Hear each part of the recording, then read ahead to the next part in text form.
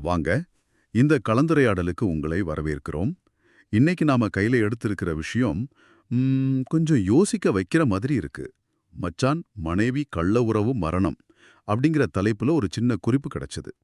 இது ஒரு குறிப்பிட்ட உறவு சிக்கல், அப்புறம் அதோட விளைவுகள், முடிவு பத்தின ஒரு கதை மாதிரி இருக்கு. ஸோ இந்த குறிப்புல என்ன சொல்ல வராங்க, அதை எப்படி சொல்றாங்கன்னு கொஞ்சம் ஆழமா பார்க்கலாம். இதுல என்ன இருக்குன்னு புரிஞ்சுக்கிறது மட்டும்தான் நம்ம நோக்கம் இப்போ. சரி, நேரடியா விஷயத்துக்கு வருவோம். இந்த குறிப்பு ஒரு சிக்கலான உறவு, அப்புறம் அதோட ஒரு சோகமான முடிவு, இத பத்தி பேசுது. ஆனா அது சொல்ற விதம் இருக்கு பாருங்க, அதுதான் இங்க நம்ம கவனிக்க வேண்டியது. கதையோட மையம் அனிதாங்கிற ஒரு பெண். அவங்க தனியா வாழ்ந்துட்டு இருந்ததா குறிப்பு ஆரம்பிக்குது. தனிமையில் வாழ்ந்த அனிதாவிற்கு அப்படின்னு ஒரு வரி இருக்கு. ஆமா, இந்த தனிமைங்கிறது இது ஒரு முக்கியமான தொடக்க புள்ளி மாதிரி தெரியுது. நெறைய கதைகள்ல பாத்தீங்கன்னா, ஒருத்தரோட அப்போதைய மனநிலை, இல்ல அவங்க இருக்கிற சூழல், ம், அது எப்படி அடுத்தடுத்த சம்பவங்களுக்கு ஒரு வாசல தொறக்குதுன்னு காட்டுவாங்க. ம். இங்கேயும் அந்த மாதிரி, அந்த தனிமை தான் அடுத்தலாம் நடக்க போறதுக்கு ஒரு பின்னணியா இருக்குன்னு இந்த குறிப்பு சொல்ல வருதுன்னு நெனைக்கிறேன். கரெக்ட். அந்த தனிமையான சூழல்ல தான் அனிதாவோட கொழுந்தன், அதாவது ஹஸ்பண்டோட தம்பி, அவர் வராரு. அவர் அனிதாவுக்கு ஆறுதல் சொன்னதா குறிப்பு சொல்லுது. கொழுத்தன் அழித்த ஆறுதல் அப்படின்னு இருக்கு. ம். இந்த ஆறுதலுங்கிற வார்த்தை, இதுக்குள்ள என்ன அர்த்தம் இருக்கும்னு நீங்க நினைக்கிறீங்க? சும்மா ஒரு அனுதாபமா, இல்ல அது வேற எதுக்காவது தொடக்கமா? நல்ல கேள்வி இது. ஏன்னா மேலோட்டமா பார்த்தா சரி, கஷ்டத்துல இருக்கிற ஒருத்தருக்கு ஆறுதல் சொல்றது சகஜம்தான். ஆனா இந்த குறிப்புல வர்ற அடுத்தடுத்த வரிகளை பார்க்கும்போது ஆமா. அந்த ஆறுதல் வெறும் வார்த்தைகளோட நிக்கல, அது ஒரு விதமான நெருக்கத்துக்கு வழிவகுத்திருக்கு. இந்த குறிப்போட பார்வையில இது ஒரு தப்பான பாதைக்கு போறதுக்கான முதல் படி மாதிரி காட்டப்படுது. அப்படியா? ஆமா, ஏன்னா அடுத்த வார்த்தையே என்ன வருது? அந்த உறவ கள்ள உறவுன்னு சொல்றாங்க. ஆமாமா, அந்த வார்த்தை பிரயோகம் ரொம்ப முக்கியம். ஆறுதல்ல ஆரம்பிச்ச ஒண்ணு, சமூக வரையறைய மீறின ஒரு உறவா மாறுதுன்னு இந்த குறிப்பு சொல்லுது. அந்த கள்ள உறவுங்கிற வார்த்தையே. அதுவே ஒரு முத்திர குத்துற மாதிரி இருக்கு. ஆமா, அந்த உறவை பத்தி இந்த குறிப்பு என்ன நினைக்குதுன்னு ஆரம்பத்திலேயே தெளிவா சொல்லிடுது இல்லையா? நிச்சயமா. அந்த வார்த்தை ஒரு மதிப்பீட குடுக்குது. இது வெறும் 2 பேருக்குள்ள நடந்த ஒரு பர்சனல் விஷயம்னு சொல்லாம, அது சமூக ரீதியா தப்பு, இல்லனா தார்மீகமா தப்புங்கிற ஒரு பார்வைய வாசகர் மனசுல பதிய வைக்க முயற்சி செய்யுது. இதுக்கப்புறம் பாருங்க, அந்த உறவா அடுத்த கட்டத்துக்கு போகுது. ஆமா. அது வெறும் மறைமுகமான உறவா மட்டும் இல்லாம, ஒரு பெரிய முடிவு எடுக்கறாங்க அவங்க. 2 பேரும் சேர்ந்து ஊரை விட்டே ஓடிப்போய் வாழலான்னு முடிவு பண்றாங்க. ம். ஊரை விட்டு ஓடிச் சென்று வாழ்ந்தனர் அப்படின்னு குறிப்பு சொல்லுது. ம். ம். இது இது சும்மா சாதாரண முடிவில்லையே. கண்டிப்பா இல்ல. அவங்க இருந்த அந்த சூழல்ல இது ரொம்ப எப்படி சொல்றது? ஒரு தீவிரமான முடிவு. இது 2 விஷயத்த காட்டுதுன்னு நெனைக்கிறேன், இந்த குறிப்பு சொல்றபடி. ஒண்ணு, அவங்க உறவு மேல அவங்களுக்கு இருந்த ஒரு தீவிரம். ஓஹோ! இன்னொன்னு, அவங்க இருந்த அந்த சமூகம், குடும்பம், அதோட கட்டுப்பாடு எந்த அளவுக்கு இறுக்கமா இருந்திருந்தா, அத விட்டு வெளியேறினாதான் ஒண்ணா வாழ முடியும்னு நெனைக்கிற அளவுக்கு போயிருக்காங்க. ஆனா அந்த முடிவுக்கு பின்னால இருக்கிற ரிஸ்க் பத்தி அது எதுவும் சொல்லுதா? அதாவது சமூகத்தை விட்டு விலகி போறதுல இருக்கிற சவால்கள். இல்ல, வெளிப்படையா சொல்லல. ஆனா அந்த முடிவே ஒரு நிலையற்ற தன்மைய உருவாக்குது இல்லையா? அவங்களுக்கு அதுவரைக்கும் இருந்த ஒரு சப்போர்ட் சிஸ்டம், பாதுகாப்பு, அதெல்லாம் இல்லாம போது. ஆமா. ஒரு புது இடம், புது வாழ்க்கை, அத ஆரம்பிக்கணும். இதுவே ஒரு விதமான அன்சர்டனிட்டி தானே. இதுக்கப்புறம் கதை எப்படி முடியுதுங்கிறது தான் இந்த குறிப்போட முக்கியமான பாயிண்டா இருக்கு.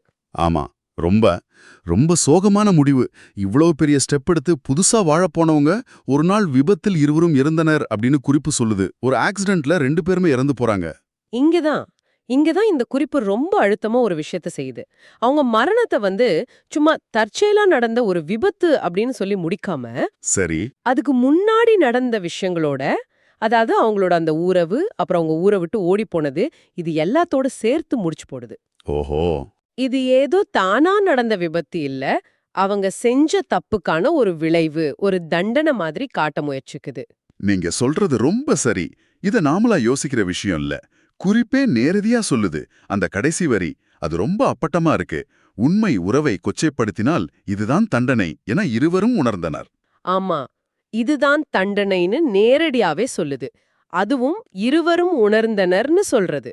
அந்த உணர்ந்தனர்ங்கிற வார்த்தை அது ரொம்ப முக்கியம். ஏன்னா இது வெளியிலிருந்து யாரோ சொல்ற தீர்ப்பு மாதிரி இல்லாம, ஆமா.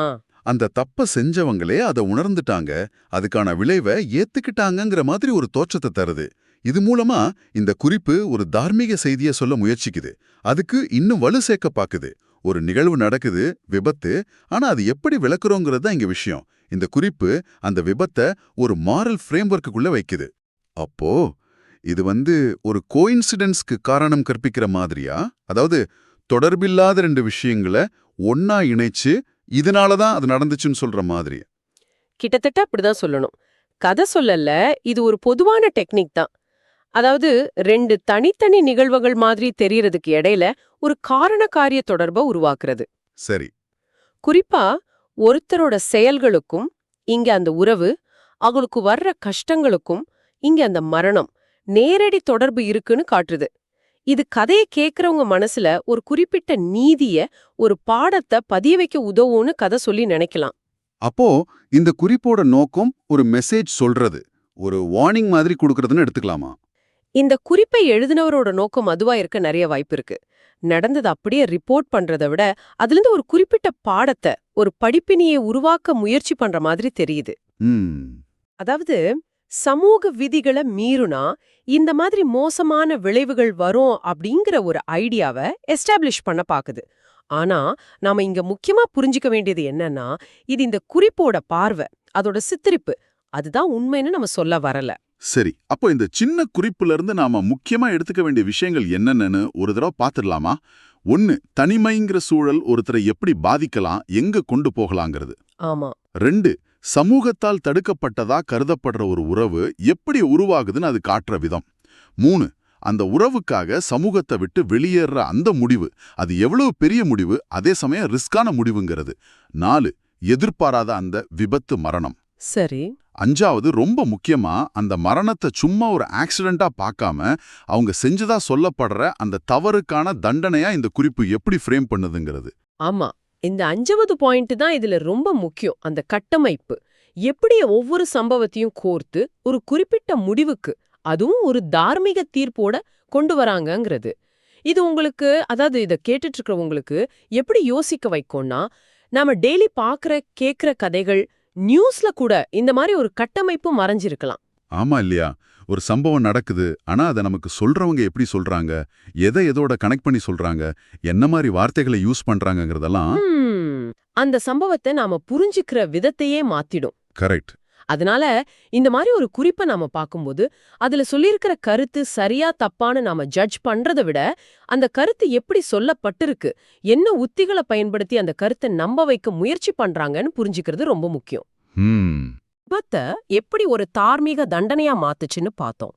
இது ஒரு சின்ன உதாரணம் தான். மறுபடியும் தெளிவுபடுத்திக்கிறோம். நாம இங்க பேசுறது எல்லாமே இந்த குறிப்புல என்ன சொல்லப்பட்டிருக்கு, அது எப்படி சொல்லப்பட்டிருக்குங்கிறத பத்தி மட்டும்தான். அதோட தார்மீக நிலைப்பாட்டை நாம ஏத்துக்கிறோமா இல்லையாங்கிறது நம்மளோட வேலை இல்லை. இப்போ அது சொல்ற விதத்தை புரிஞ்சுக்க முயற்சி பண்றோம், அவ்வளவுதான். சரி, இப்போ இந்த விவாதத்தோட கடைசி பகுதிக்கு வர்றோம். சுருக்கமா சொல்லணும்னா, இந்த குறிப்பு ஒரு குறிப்பிட்ட உறவுமுறை, அதோட விளைவுகள், அதோட சோகமான முடிவுன்னு ஒரு நேர்கோட்ல கதையை சொல்லி அந்த முடிவுக்கு ஒரு தார்மீக காரணத்தை கற்பிக்குது. ஆமா. அதாவது நீ செஞ்ச வேலைக்கு இதுதான் ரிசல்ட் அப்படிங்கிற மாதிரி ஒரு செய்திய ரொம்ப அழுத்தமா சொல்ல பாக்குது. இது கடைசியா ஒரு யோசனையை தூண்டுது.